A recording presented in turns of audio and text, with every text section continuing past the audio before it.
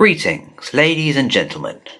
I'm your narrator, Not-So-British-Brit, and in today's narration, we're doing Pint-Sized Devils by u/Not-So-British-Brit, otherwise known as me. Let's begin.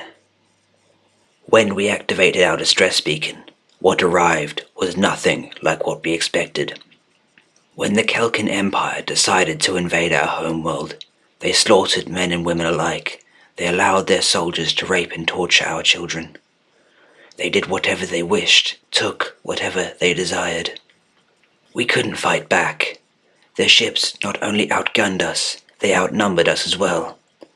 Even with our entire fleet protecting our planet, we stood no chance of survival, let alone winning. So we did what any desperate species would do. We sent a message out into the void, hoping that there might be another species out in the deep reaches of space. Whatever they would do couldn't be as bad as what was already happening to us. Something did find our message. It didn't say much, but what it did say was terrifying. We are coming. Its voice was deep and robotic.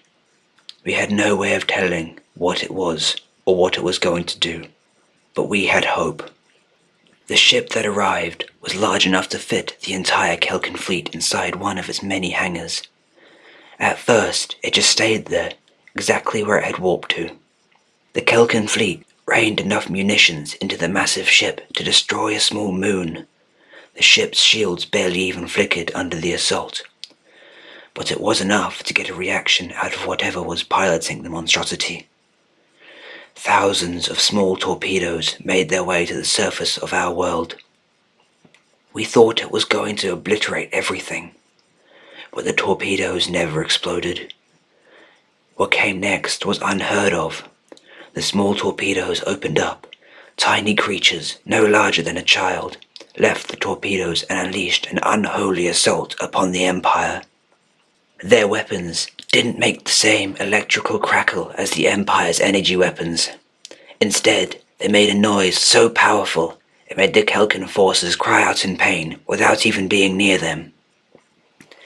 And the weapons themselves were things of the gods, striking any and all foes. No armor nor shields could stop their wrath.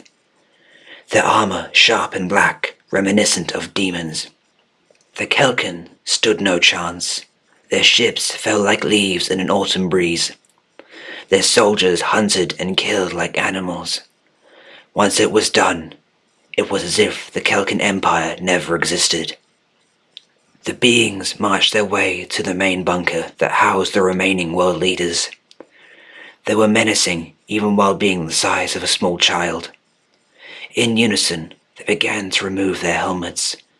Only one thing went through our minds when we saw their faces. Adorable, yet terrifying.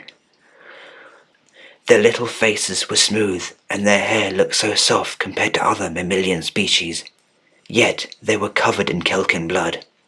It didn't seem right for such an adorable species to be so powerful, but we were happy they were. It's been 16 Terror years since we joined the Terran Alliance, and we haven't regretted it for a minute. So, before I go, they are cute, but don't piss them off. Well, that's the end of this story. I hope you enjoyed, and have a lovely day.